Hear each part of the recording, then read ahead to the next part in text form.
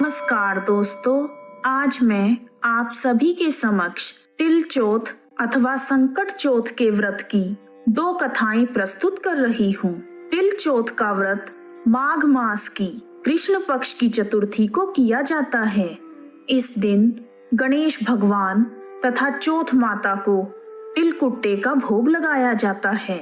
तिल चौथ का व्रत स्त्रियां अपने पति और अपनी संतान की दीर्घायु और सफल जीवन के लिए करती हैं। यह व्रत सभी प्रकार के संकटों का नाश करता है और सुख समृद्धि प्रदान करता है।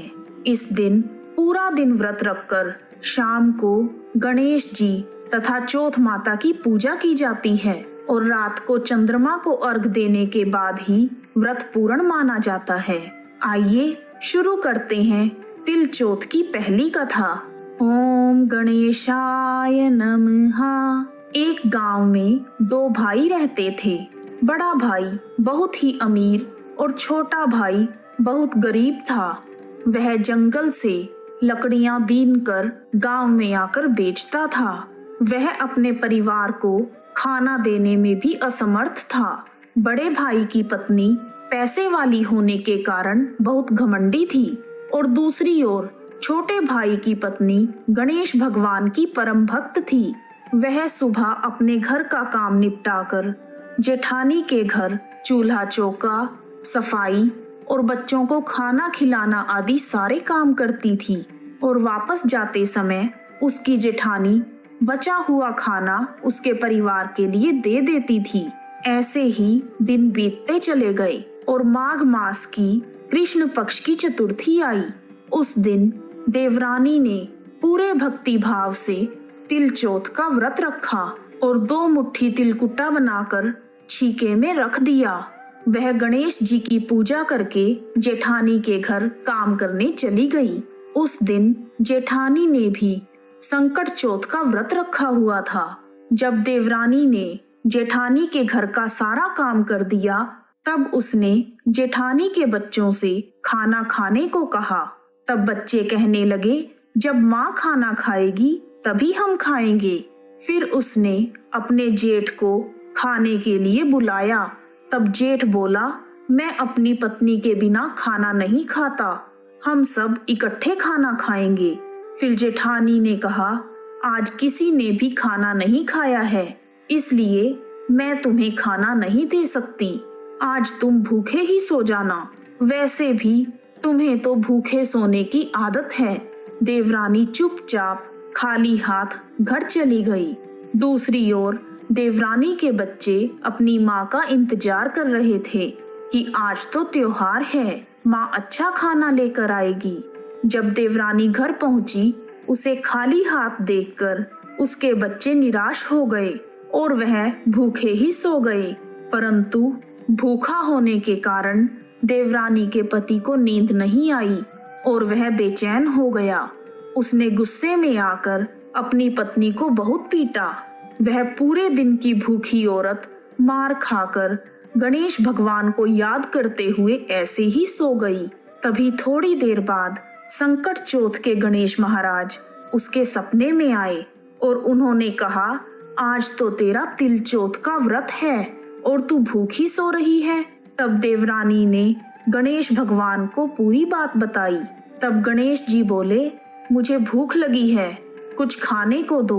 तब देवरानी बोली, छीके में तिलकुट्टा पड़ा है, जाकर खा लो। गणेश भगवान तिलकुट्टा खाकर फिर से देवरानी के पास आए और बोले, आज तिल चौथ के कारण मैंने बहुत तिलकुट्टा खाया है, मेरा निपटने का मन हो रहा है, कहाँ निपटूं?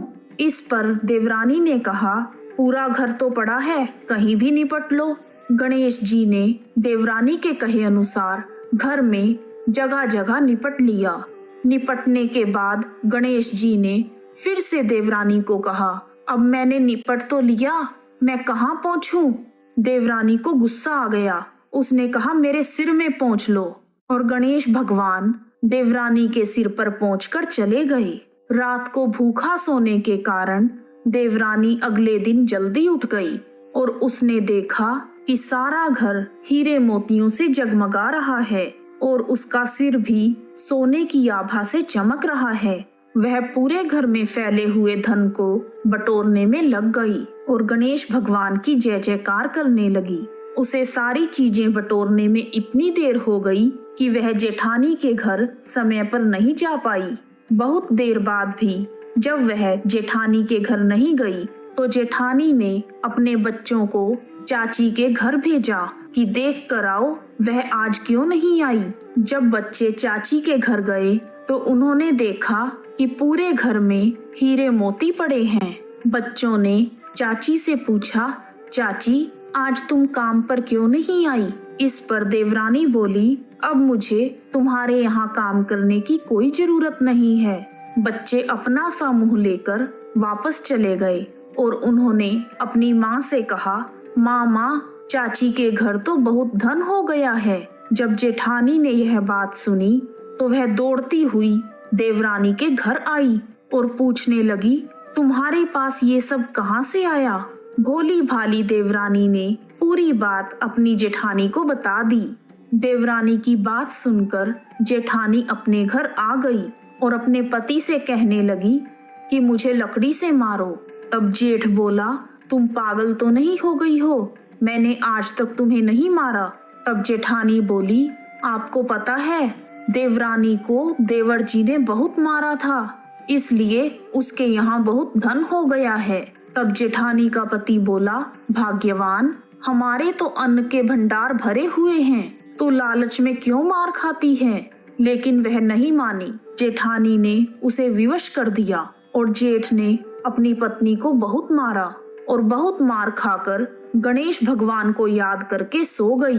तब गणेश जी उसके सपने में आए और बोले, फालतू में मार खाने वाली, उठ और मुझे बता कि मैं क्या खाऊं।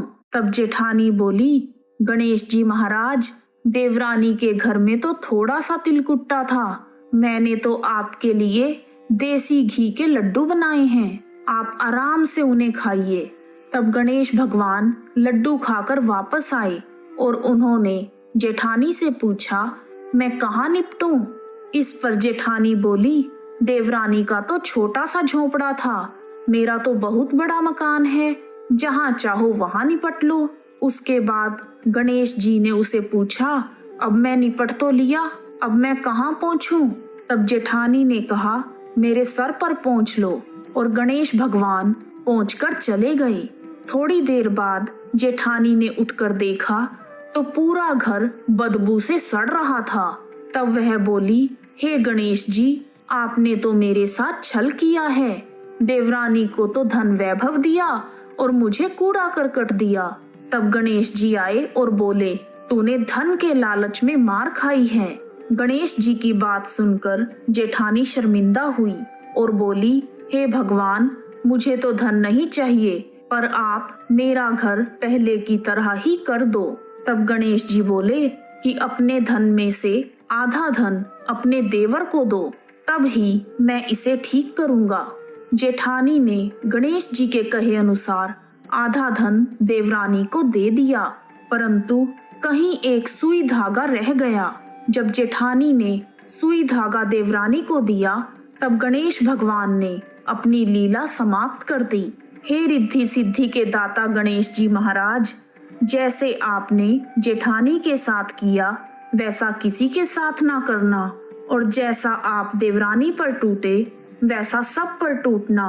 कहानी कहने वाले, सुनने वाले, हुंकारा भरने वाले सभी की मनोकामनाएं पूर्ण करना भगवान, हम सब पर कृपा करना। जय गणेश भगवान। आइए अब शुरू करते हैं तिल चौथ व्रत की दूसरी कहानी। एक नगर में सेठ सेठानी रहते थे। उनकी कोई संतान नहीं थी, इसी कारण वह दोनों बहुत दुखी रहते थे।